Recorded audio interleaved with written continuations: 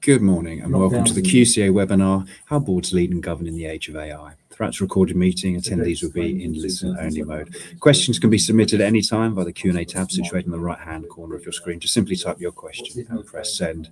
I'd now like to hand you over to James Ashton, CEO of the QCA. Good morning, James. Paul, thank you. Good morning. Good morning, everyone. I'll let everyone join in. We're thrilled. We've got great attendance for this webinar this morning.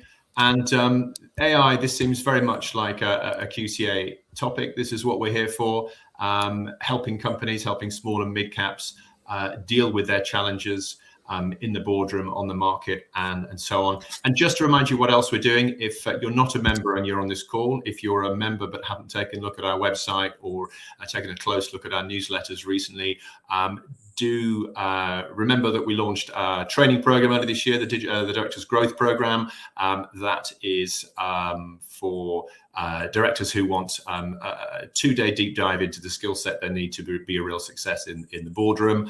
We've got a lot of events coming up in real life over the next 6 months. We just launched our annual dinner yesterday, which you can see online. And also we're taking a trip across the north of England in spring. We have dinners in Leeds and Manchester, which members can join us at. So do come back if there's any further you want to know about the QCA. So how boards lead and govern in the age of AI. Let me read this to you first. Boards today face a step change in responsibility. AI is no longer a tech issue. It's a strategic, fiduciary and societal issue. So said ChatGPT this morning. We're leaving ChatGPT aside. Fortunately, we have 2 expert humans who are going to help us with this topic, and we hope for lots of interaction. Robert Tripp from Triple Consulting and Laura Houston from Slaughter & May. I'll let them introduce themselves, and then we have lots to talk about. Robert first. Hi, and welcome. So I used to run a firm, management consultants, for about 20 or 30 years.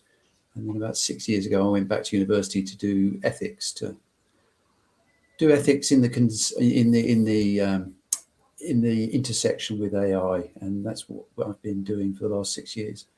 Recently started a venture with a mob called Governance for Good, where we're trying to discover mechanisms to allow small and medium-sized boards to assess and develop their AI management capabilities.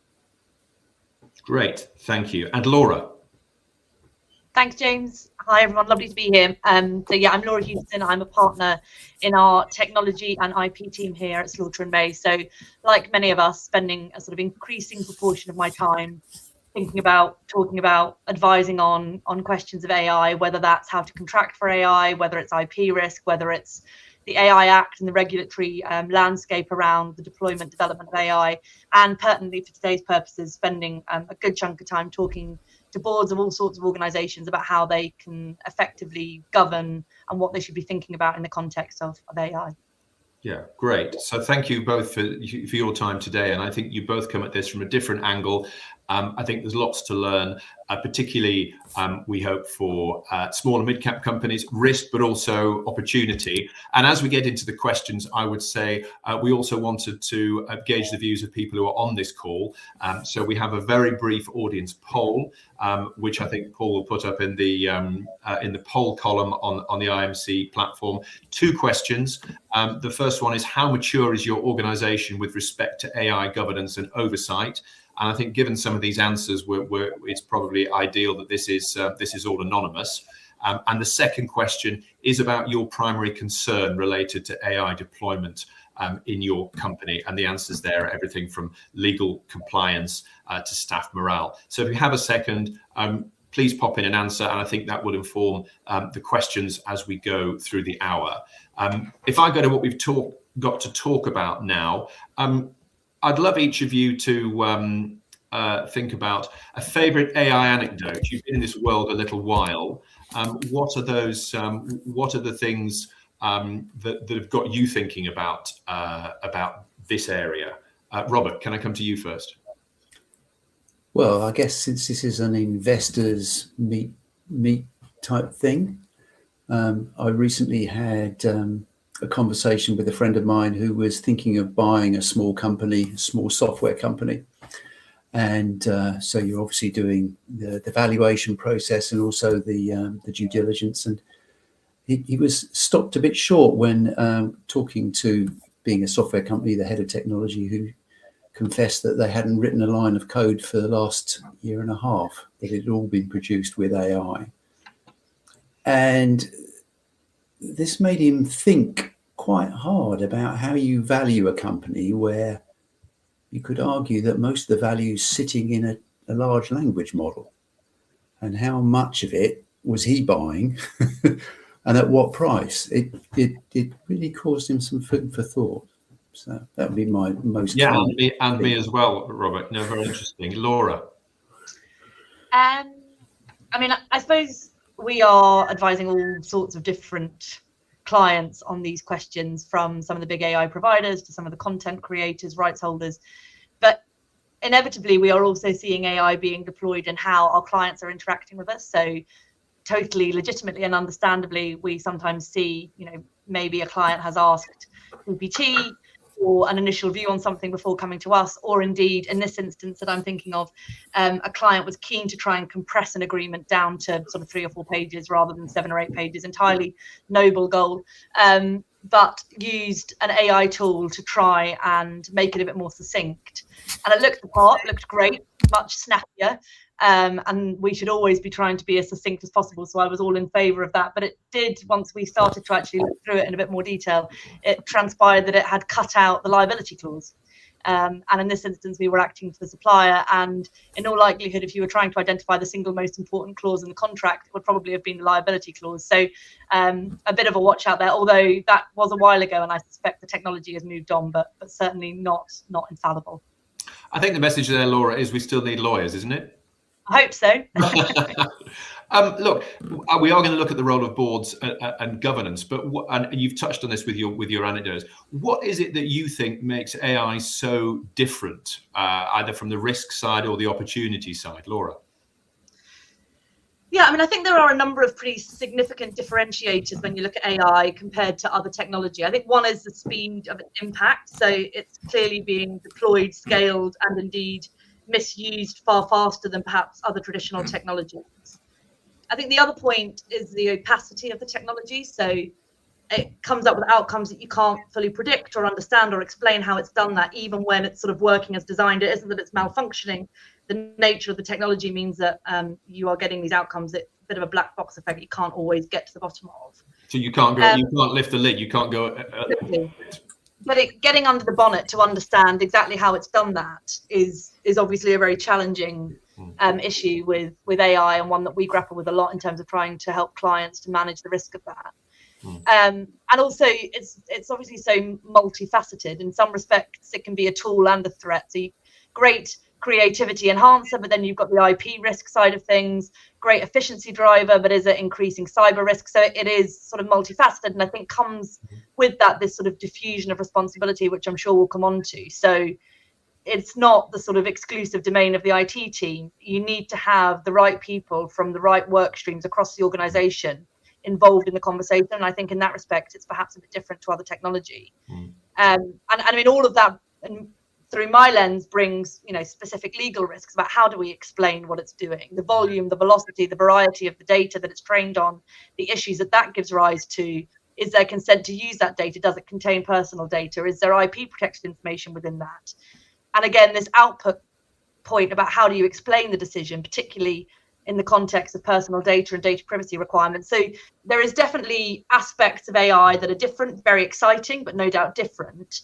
And through the legal lens, that does bring specific challenges. And then over the top of all of this, we have just the pure speed of evolution, trying to keep up with the opportunities, but also the risks, and indeed watching as the legislation and the regulation tries to keep pace, which I think many of us would acknowledge is proving to be a very difficult challenge. Yeah. Okay. And thank you very much. And away from the legal lens, Robert, what about the ethics and how this is impacting on society? Well, I guess, I'm a little bit contrarian. I'm old enough to remember the life before the internet and the introduction of the internet and the dot-com boom. And so I'm not so sure this is that different to some of the changes that we've undergone.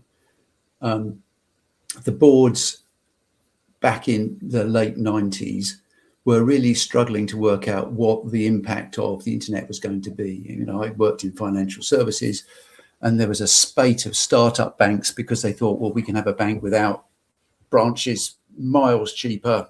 That's going to be the end of banking as we know it. And it wasn't. But the boards were equally confused. They were equally unsure in terms of the strategy as to what was going on. You know, is this the end of banking as we know it? And AI is producing some of those kind of strategy angsts around. I'd have to say, particularly in the legal profession, but a number of industries can see that there is clearly, a major thing happening, but not all industries. So, I mean, I think the boards need to think about, well, is this really going to change our industry? You know, get pushed through the hype. There will be some where it really is, and it's probably going to be a bit slower. And you've got some agency. Boards have agency in this. We can take control of this, and we can shape society. So I think, my message would be, boards can shape. We're not just victims. Even small companies, if they're part of industry groups, can lobby and have an effect. Yeah, well, I'm all for industry groups. And do you want to carry on, Robert? Laura's already alluded to it. Regulation lags ethics as well. So what does morally good look like?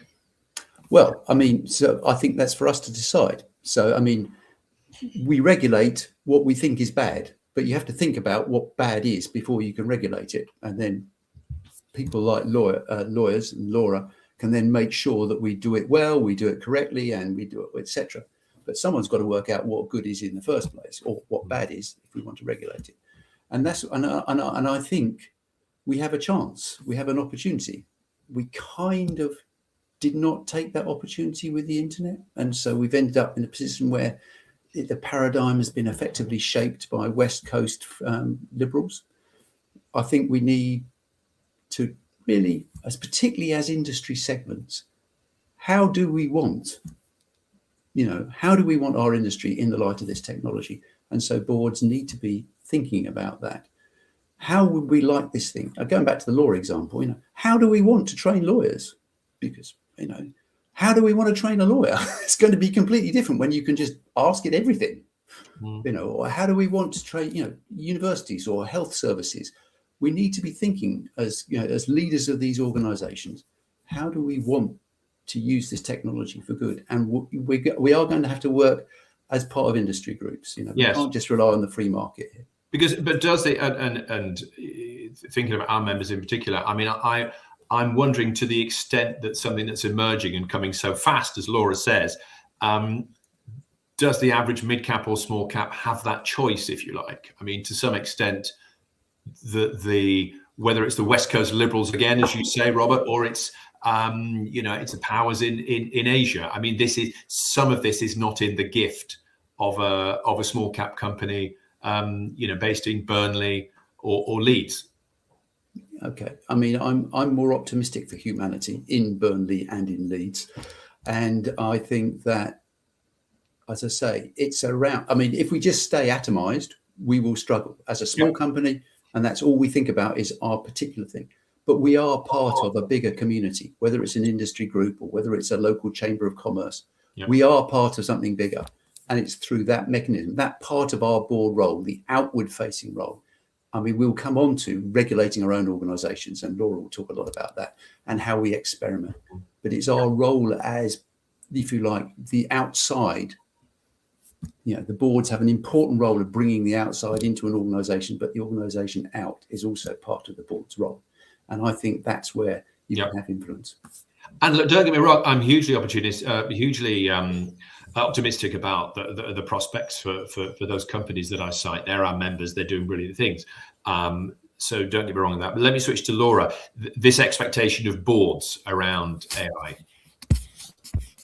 Yeah, so I think obviously the extent to which a board will need to be engaged in these conversations does depend on what the organization is doing with AI. There is obviously a wide spectrum of use, utilization, but also risk in terms of how the AI is being used. But I guess stepping back from that, boards are expected to understand AI risk within their organization. So to my mind, it's a bit like cyber, or certainly where we were on cyber in terms of board engagement maybe 5 years ago. It's certainly not the case that every member of the board needs to understand the tech in detail. But I think there is obviously an important role to play in understanding enough so that the boards have an eye on the bigger picture. So where is AI being used? Where could it be applied? What does that mean for strategy? What does that mean for operations? What does it mean for risk? So I think setting the risk appetite informed by whether that's internal or external experts. And I think it's also making sure that the board has sufficient knowledge without needing to be into the minutiae, but sufficient knowledge that they can ask the right questions in order to hold sort of management and others involved in AI decision making to account.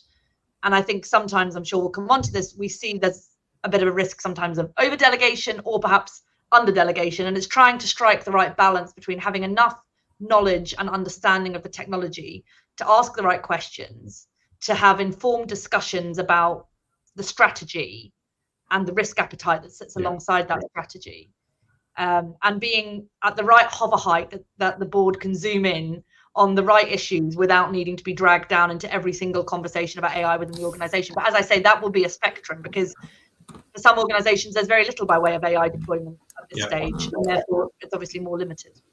So although we can see that this is a very different technology, this is so different for many reasons. Actually, the way that you describe what good governance looks like, Laura, actually has a lot in common with how a board should govern so many other issues. Absolutely. They need that general expertise on the board. And whenever we do these NED surveys, there's always the boards are worried that we haven't got the cyber experience, and that's now become the AI experience. But actually, it's a case of just enough, and then asking the right questions. Exactly that. And it's a point that I often discuss with clients, is that this doesn't need to be a case of reinventing the wheel in terms of governance structures. In fact, we find that the most meaningful sort of oversight comes from deploying existing governance structures, whether that's an audit and risk committee, whatever the structures are that already consider points of risk and opportunity within an organization. Those are likely to be fit for purpose for what you're doing here. You obviously see some of the big organizations who have chief AI officers, and they have whole frameworks that are set up specifically to consider AI strategy and AI risk. In some organizations, that is absolutely appropriate, but for the vast majority, it is making sure it's being considered in the context of those existing structures. And just to pick up one of the theme on your notes, getting the right people involved.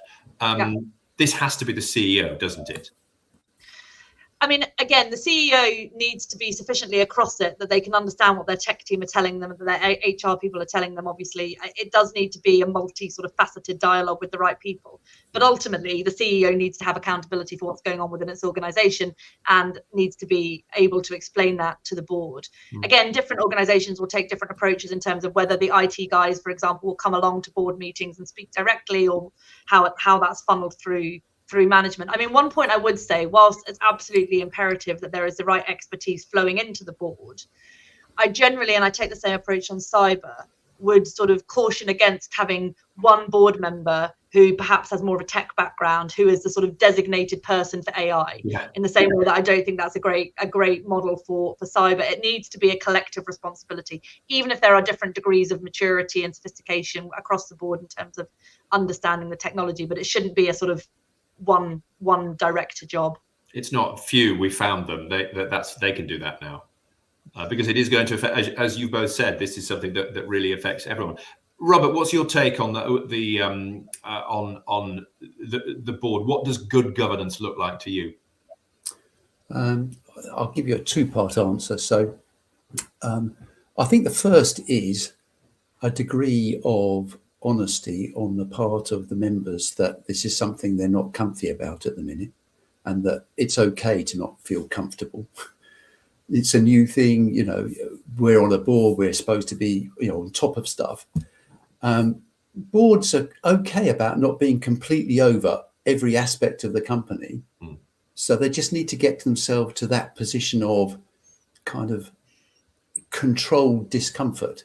I think a lot of board members that we've spoken to are not there. They're kind of at the, I should know more about this, and my colleagues expect me to know more. So there's a whole human element to what good looks like, in terms of, I'm okay about not being fully on top of this, but I know enough to be able to get there. It's quite a subtle human thing.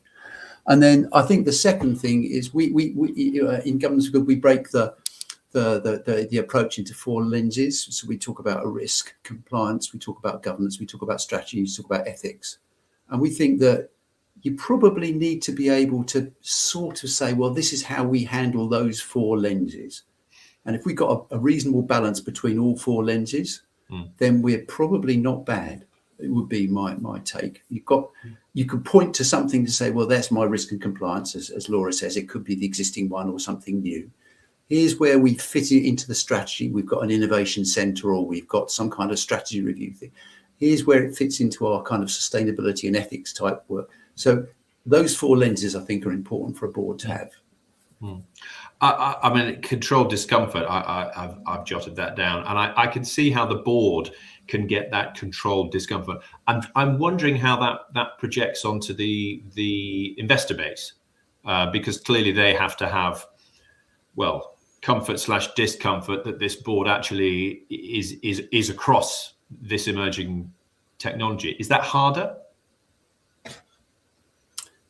Who's that addressed? Is that to me or to... It's absolutely open. Robert, seeing as you're there first. Okay. Well, I mean, I guess in many of the smaller and medium or sized organisations, we're not talking quoted companies. We're talking, people that have got a small number of very important investors that they'll have relationships with. And I think it's going to be quite hard to generalise, because some of those people will probably have a particular bent. They might be deep into AI themselves. Okay, they probably know more than some of the board. I'm not sure that I could generalize a message when the investors are going to come in all sorts of different shapes and sizes. The only thing I would say is, and it'd be interesting to get some feedback on the poll here, would be whether investors are actually any more wise, better educated, more comfortable than the board members themselves. I'm not so sure they are. Well, I'll come back onto the poll in a second. I suppose, Laura, we have seen, particularly over the last couple of months, I mean, the AI factor is really affecting investors' decision making. I think based on the opportunities, discuss whether a company with a huge data set is going to really thrive in the AI era, or actually it will really suffer. I'm not really sure yet investors are making that decision based on so much as on the AI risk. Maybe they are. I think you're right. In a lot of cases, the opportunity is front and center, and that probably is the right way around. Because for a lot of, whilst I get very excited about talking about how to pragmatically manage AI risk, for a lot of organizations that are deploying sort of standard tools, back office, the risk is all very manageable. And so it certainly shouldn't be the case that AI risk needs to be front and center of every investor decision. So, but I think you're right. There is probably a bit of catching up to do just in terms of, just the scrutiny of the risk. But at the same time, obviously, we are involved in, a lot of M&A and diligence activity. And I do think, particularly where there is an organization that has big AI plans or is making big promises about what AI might bring in terms of benefits to the organization, there is, I think, increased focus through diligence processes about understanding what's actually under the bonnet of this organization. What do their data structures look like? Can they actually leverage that data to optimize things and use technology in the way they're describing? So I think in the right instances where it's appropriate, there is quite a lot of scrutiny on AI risk. But it's certainly not a one size fits all. And in many cases, appropriately so, this is well down the list of investor concern.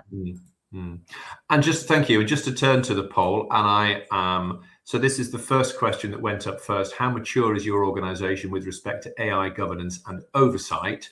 I think maybe no one answered E or F, or else they'd be on the screen. And I'm appealing to Paul to let me know if I've just got the technology wrong. The most popular answer is, with 29%, is we do not have a formal AI governance structure in place, but the right people are involved in the right decisions. And then, well, just to touch on that, does that is that in line with expectations? We're kind of steady as she goes. We're on top of it. That seems to be saying. Does that? Yeah, that is very familiar and common to what I'm hearing from a lot of our clients when we're having these conversations. And it sort of goes to the point of there doesn't need to be a whole AI sub-governance regime constructed if actually the existing regime brings the right people together to make the right decisions at the right time with the right escalation and scrutiny. Yes. As long as that's what your governance structure is doing, there is no need to go creating a load of new forums, and indeed that may well be less effective. And Robert, just to maybe ask you to comment on the least popular answer. So only 3% said that we formally incorporate AI as a line item in existing board processes. So it is it's early days for some companies. Yeah, although I mean, you could argue there's a slight contradiction between what we've just heard from Laura there, which is you don't have to construct new things, but you probably do then have to put it into the existing things. Yeah. So there's something wrong here between those two answers. Yeah. I think. And the ones that come in second place, this is A and D with 21% each. We do not have a formal AI governance structure in place, and it feels like a gap in our maturity. And we have a formal AI structure in place that ensures appropriate supervision of risk. So, I mean, look. So the sort of two ends of the spectrum there, right? I think this is still quite diffuse, which is probably a good reason to have a webinar on it. Yeah, and I mean, I suppose for those who are saying there's a formal AI governance structure in place that ensures appropriate supervision of risk, so at perhaps the more sophisticated end of the spectrum, it may well be because within those organizations there is more happening. And that justifies, taking a more formal approach to AI governance. I suppose I would say, as hopefully a word of reassurance for those who say it feels like a gap in maturity, great for that, I think, on your radar as perhaps a focus area going into the new year. But equally, there are an awful lot of clients that we speak to who feel exactly the same way. I think most organizations, if they soul search, feel some sense of, gosh, what are others doing and are we doing enough? So I think those people are in good company as well. I've got loads more things to ask you, but just because David has kicked things off on the Q&A, so I think this is from an experienced Ned of a small cap company. I receive a 40-page board pack with around 20 numbers per page. I'm tempted to load a board pack up onto an AI platform to get better analysis. What potential risk am I running with regard to the risk of a leak of confidential information? Laura. I'm happy to take that. It depends. The simple answer is it depends what platform is being used. If we're talking here about ChatGPT just in terms of the publicly available, log onto your browser, pick up the application, off you go, there is no doubt there is some risk there, for a couple of reasons. One, regardless of, there will be contractual terms that will govern this, but certainly some providers will make clear that they are entitled to use inputs, which this board pack would be, in order to further train the LLM. And that does bring the risk, therefore, that if somebody else were to ask the right prompt in the right way, that some of that information might get disclosed to a third party as an output. So that's one point. The other point is just that sort of how the inputs are being used legitimately by an organization, by a provider. The other point is cyber risk, which is understanding where is the information going, where's it sitting, is it being stored, is it being stored for any period of time? And so if there were to be some cyber incident that affected data repositories or where the inputs are being stored, is there a risk that ends up in the hands of a third party? So, clearly organizations are doing this. I'm not naive enough to suggest that they aren't, but I think exactly as the question suggests, I think if you're just using publicly available LLMs, you have to go into that with your eyes open, that there is a confidentiality risk for both of those reasons. Yes. And it's for that reason that a lot of organizations, if they are doing this, are doing it using enterprise sort of closed loop AI systems that don't carry that same risk. Thank you. Robert, do you agree? Absolutely. Yeah, there is. Yeah, I suppose there's an ethical angle to this as well. This is, to be honest, this is much more of a risk than an ethical angle. The ethical angle is much more around, are you doing your job properly? I actually reading. but I actually think you probably are. I mean, I'm a fan of this technology, and I think that actually, you know, AI gives us all the potential to become super people. You know, we can now process enormous amounts of information much more quickly than we could do if we had to read all 40 pages and then make notes and then analyze that board pack, you know. So having tools to really help us digest that stuff will make us super people. So, you know, I think we should be looking to do this. I mean, I think ethically we should be trying to do this to become better people, but the risk, you know, you need to do it within a walled garden. Well, I'm really pleased that was asked. So that's you know, got us talking, and leads very nicely onto the our next question: how should boards decide their strategy and risk appetite for AI? So you have to make that call, Laura, as to whether you do want to feed this into ChatGPT or not. But there does need to be some kind of framework around all this. Yeah, exactly. It's sort of part and parcel of, there's no point in talking about risk and risk appetite unless it's going hand in hand with understanding what the strategy of the organization is around AI. Where do you want to use AI? What tolerance do you have for the risk that goes with that? Are you developing? Are you deploying third parties?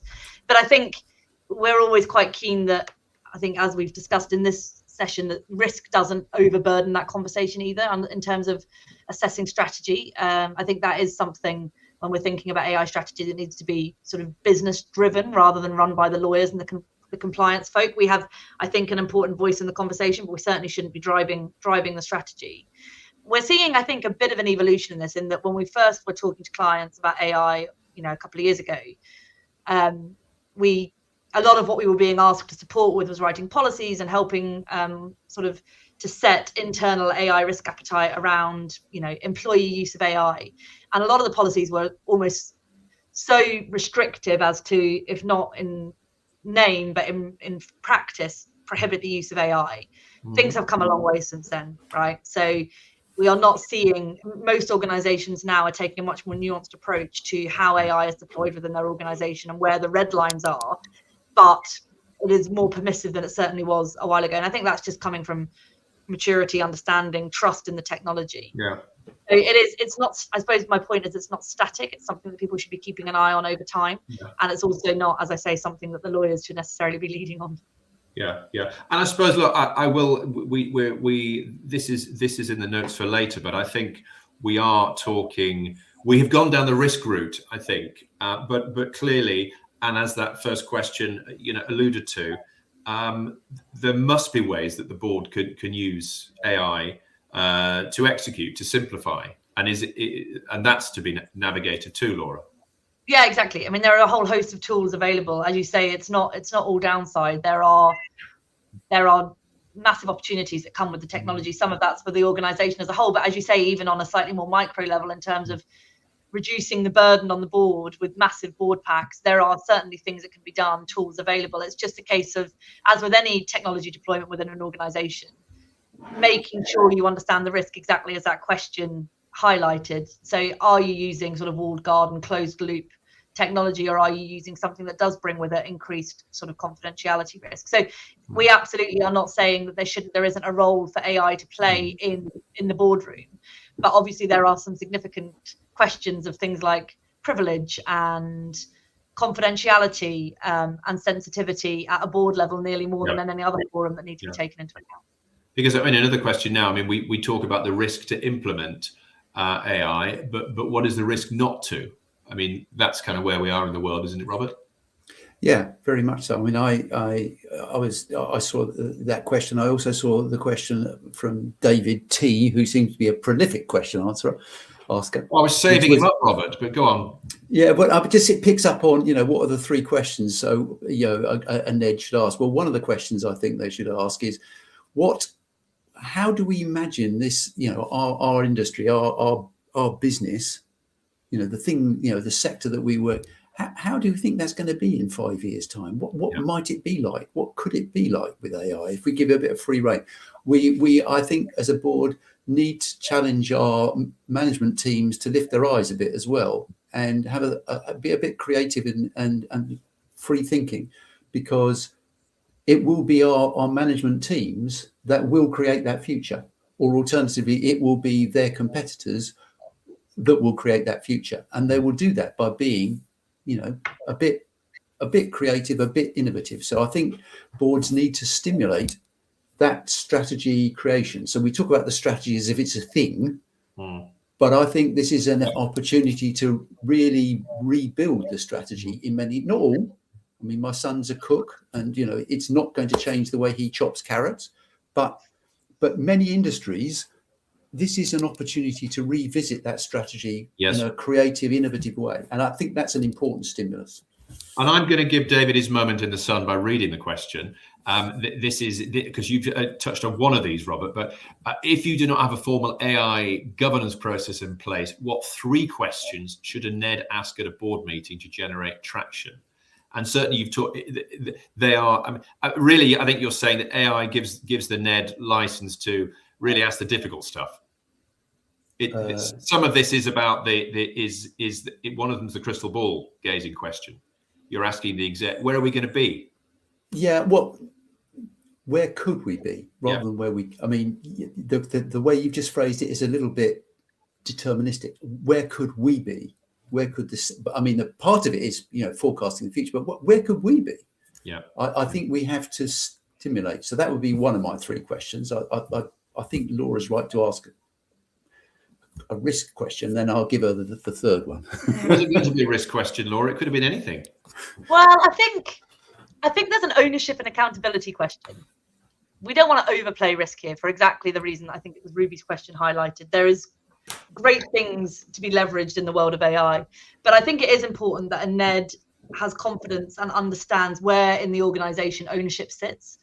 So is it sort of sitting in one place? Is it sitting in IT? Is it fragmented across different work streams? Is there a sense of ownership? I think sometimes, whilst it's important, as I mentioned at the beginning, that it isn't seen as the exclusive domain of IT, there is also a risk that if you bring in too many people, nobody feels a sense of ownership. So I think from a NED perspective, it is totally legitimate to ask who has clear accountability for AI risk and decision making and oversight across the organization. But I think if I was in that board meeting, I'd be really curious to know, because everyone's learning at roughly at the same time, but adopting in different levels. I mean, I'd want to know what is the peer group doing? How are we versus the competition? I suppose there's 2 things we're talking about in this webinar. One is how we use AI tools in the boardroom itself, but also it's how do these AI tools develop, streamline, accelerate the operations of the company. Exactly. So I think it's the latter I'd be interested in. Yeah, I think that's what I was focusing on on the strategy thing. Yeah. Sorry, if I was not clear, yes, it would be nice if I was a NED and I was more productive. But no, the important thing, my job is to make sure that my company or my organization, if it's a not-for-profit or whatever, my organization is thriving, growing, developing in a well-managed way. So that's what I meant by how could this organization be? It's not my own use of it. It's how the organization. Yes, no, very interesting. And so have we covered this point about responsibility? I mean, we've talked about the CEO. It's everyone on the board to some extent, but we don't all need to be as knowledgeable as the CEO of NVIDIA or anything like that. Exactly, it's exactly that. You can calibrate the level of experience and expertise and specialist knowledge that you need depending on what the organization is doing. But I think it is important to have the right voices at the table across, because if you're deploying AI in recruitment processes, you need to make sure your HR team, your head of HR is engaged properly in that conversation. It is a sort of multifaceted point, and I don't think you can put it all on one person's shoulders. Yeah. And I have got more questions. I would welcome some more for the last third of this webinar. If anybody has things to ask Laura and Robert, and one other thing from David again, actually, I suppose there's something when this webinar is finished. Where should people be going? There's 2 elements. I think there's the training element for the NEDs, and then I think also there's where you go for what good looks like, in terms of how maybe it's the regulator or maybe it's that guidance and support. So some thoughts on that. Robert, would you like to start? well, I guess obviously I ought to plug, our Governance for Good little activity. We're a small but perfectly formed organisation in And this it's called space. Governance for Good. Correct. You yeah. called them a But- mob at the start. I'm sure they'll welcome that. Yeah, well, I mean, I'm an example, so I think it's a fair description. Yeah. But there are there is a bit of an absence aimed at boards. So there's a lot of very well paid consultants that will quite happily help your organisation deal with the thing. So I mean, one vehicle is to work with some of the leading management consultancies to help do kind of AI reviews and then come up with list cases and use cases and so on. But that's kind of for the organisation. I'm not so sure there's that much for the board members themselves, who tend to be quite fractional. Yeah. It's not a full-time role, and so I think there is a bit of a dearth for the actual people that sit on these boards. But that's my view. Okay. Laura? Yeah, I mean, I'm aware of, for example, the Institute of Directors does sort of short courses on AI governance, I think AI strategy, which obviously is intended to be calibrated to the right level. But there are also then the much deeper dive courses. I know the business school in Oxford, for example, does sort of AI for business leaders. So there is a real range. There are certainly materials out there. I think people are identifying the opportunity that Robert describes, because I think there has been a bit of a gap. But I can't personally vouch for the quality of them. But given the institutions that are running them, I suspect the content's pretty good. Mm.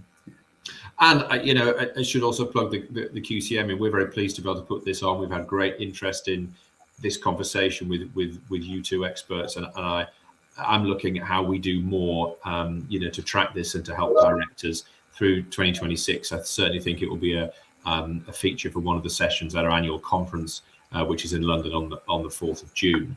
And question from Nick, which I was looking forward to. The UK government approach seems fairly liberal with regards to the development and implementation of AI. Many members trade with the EU and elsewhere. What challenges does the EU AI Act present for us? And are there other jurisdictions which will be harder to trade with given their approaches to AI? And I feel this question was crafted with you in mind, Laura. Maybe a plant. I can promise it wasn't a plant. It's a very, very perceptive question. We are obviously spending a lot of our time grappling with what on earth the EU AI Act actually requires of organisations, and exactly as this question identifies, what it means for those in the UK. I mean, I guess maybe even before getting into the EU AI Act question, the point about whether the UK government approach is liberal. Yeah. Certainly, to date, we have not had any sort of cross-cutting AI-specific legislation. We have a sector regulator approach whereby the various sector regulators, whether that's the privacy regulator or press regulator, have their own responsibilities in terms of governing AI, but we don't have anything like the EU's approach of cross-cutting regulation that is specifically focused on AI. A little bit of a watch this space. Obviously, we have been told that there is an AI bill coming. Remains to be seen exactly what that's going to cover. I think it is true to say, or fair to say, that certainly compared to the EU, the regulatory and legislative approach is going to continue to be more liberal. I think that's true of almost every other country in the world. And we see the sort of political backlash that's happening at the moment in the EU as to whether they've gone too far and whether they risk stifling sort of innovation and efficiency within the bloc. So it's a very interesting time, I would say, to be a tech lawyer, to watch how that political element is impacting, the implementation of legislation that took years to get onto the books. I mean, practically, what challenges, therefore, does it present for organisations in the UK who are trading with the EU? I suppose one thing I would say is that whilst the EU AI Act has had an awful lot of attention, and for some organisations, its requirements are very onerous and will have a very significant impact on compliance burden for those organisations. For an awful lot of organisations, the AI Act actually, the incremental obligations that it imposes are pretty modest. So whilst it's absolutely right that you might be engaging with counterparties who are subject to the Act, and therefore if you are putting products on the market in the EU, or even if the outputs are being used in the EU, you might end up being caught by the legislation. I suppose my one word of caution is don't necessarily assume that that is a disaster, because actually, if it isn't high risk and it isn't prohibited, there is an awful lot of AI for which the obligations that the Act imposes are not sort of game changing. So certainly something to be aware of. The territorial sort of scope of the AI Act is very broad. So even UK organisations need to be keeping an eye on whether they might be caught. But it's not necessarily panic stations in terms of what it actually therefore requires, even if you are caught. Great. Thank you so much for that. Robert, please. Well, so echo all that. I would just say that for UK organisations, often it's the sector regulator that's most relevant. So financial services, which is where I do most of my work, the UK Financial Authority or the model risk from the PRA, these are much more important than anything to do with the EU. In the health sphere, where there's all sorts of ideas about how to use AI, again, all of the stuff around medical instruments and their introduction, again, that's much more relevant than this stuff. So, don't lose sight of your industry segment specific regulators, which are much more likely to be relevant. Yeah. And Robert, do you, just on this UK more liberal point, I mean, we've clearly, I suppose this most clearly manifests itself when you've got Paul McCartney and Elton John worrying about their IP and so on. Do you have a view about, is the UK got this about right, do you think? I think it's probably got it right at the minute, because I'm not sure regulating early when you don't quite know what you're doing is the best tactic. But I think so that's from a regulation point of view. I do think there's a gap, which is, I come back to, ethics leads regulation, a more informed debate about how do we want to embrace this technology at a political level is relevant, because then you could, once you've got that vision, you could start forming regulations alongside it. I think the EU one was broadly a defensive mechanism to try and give EU AI companies a chance to grow before they got subsumed by North Americans. There's a strong anti-North American tilt to a lot of that regulation. Beautiful. I think having a debate about how, take the simple things around, jobs and training and schools and education, and that whole sphere which is all about marking us out of 10 on our knowledge. I mean, that's going to get trampled all over by this technology. We're going to have to come up with really sensible, grown-up conversations in that space. When you recruit someone and they say, I've got an A level in this, what will it mean in 5 years' time, 10 years' time? Yeah. Well, I think we're all, we're all sort of clinging to our skill set as we go into 2026, aren't we? Yeah. Just to bring us back around to boards, board engagement, we've talked a little bit, but other pitfalls. And Robert, I see in things you've written on this, there is still that basic human fear of the unknown. Yeah. And so I go back 20 years when, there were boards worrying about the internet and thinking, oh God, my business is killed. And some very knee-jerk reactions. And, Bill Gates famously said people overestimate what's going to change in 5 years and underestimate it in 10. And I, having lived a long time now, I think that is profoundly true. And so I think boards have got the time and capability to take a long-term view and say, well, where do we think this is going? And, recognize it. None of us know even a fraction of all of this. So we're all in this together.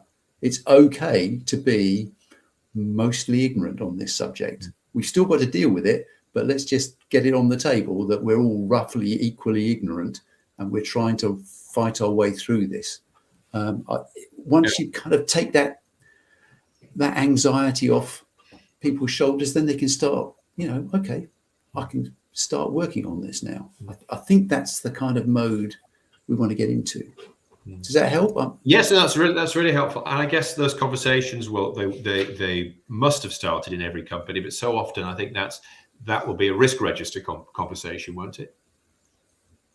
Well, it could be, but I'm thinking more there's also a performative element to a board. You know, when they're all, you know, either on Zoom or in a room together, we need to get rid of that performative bit around this and say, actually, guys, you know, I'm not totally on top. I mean, I don't know how many board members are willing to say out loud, actually, I'm really not on top of this. I'm not quite sure what's going on here. You know, we need to get rid of that performative bit of board behaviour on this subject, and then that will then allow us to move as a collective forward. So that's the point I'm emphasizing. On the risk register, I'm not sure this is a risk register thing. This is really around the board's actual behaviour. Okay, thank you, Laura.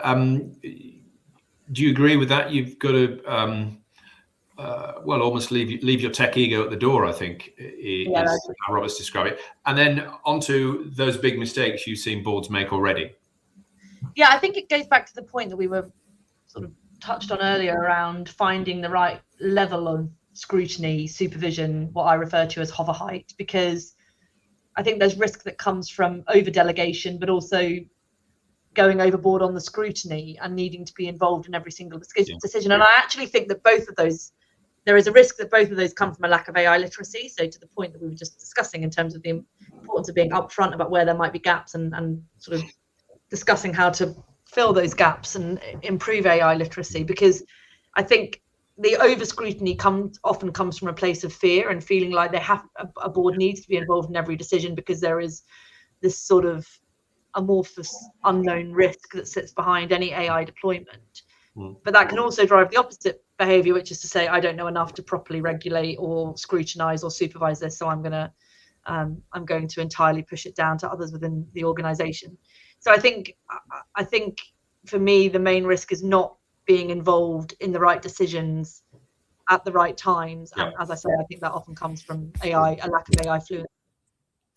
And can this technology be, just to bring it back to many of our members? I mean, I think so often the risk is that the large caps have the resource, the person power. They can take advantage of new stuff, whatever that may be. We start at the top. AI is different. Is AI potentially that leveler, whether it's for the efficiency of boards or the operations themselves, or should there still be that wariness by the small cap that wants to be the large cap?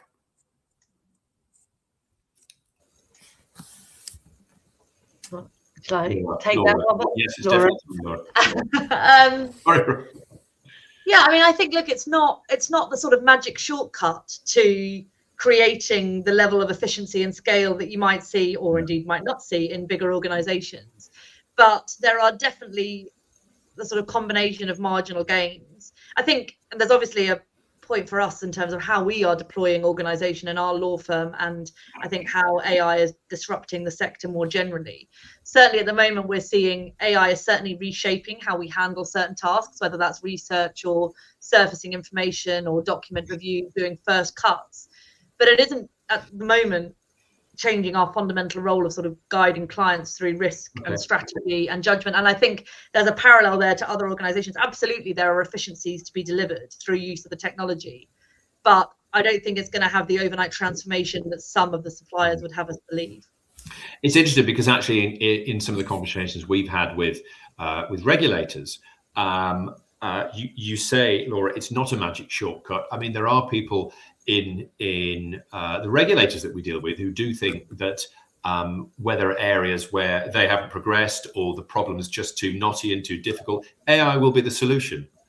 So that is kind of the response we've got on a number of issues that we've talked about with regulators recently. One of them might be the return of equity research, for example. So there's a real dearth of that coverage of small cap companies. The main reason a small cap company takes a second brokering relationship, takes on a second number, is to get someone else who's going to cover their story. So I can see there are benefits, but I just worry that AI is being used as an example of a magic shortcut when actually it might not be magic and it might not be quick. Yeah.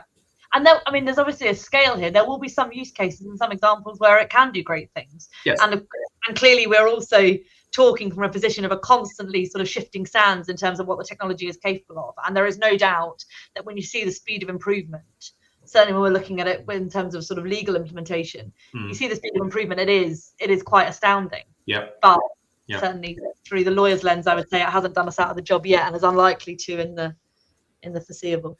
And Robert, away from the lawyer's lens.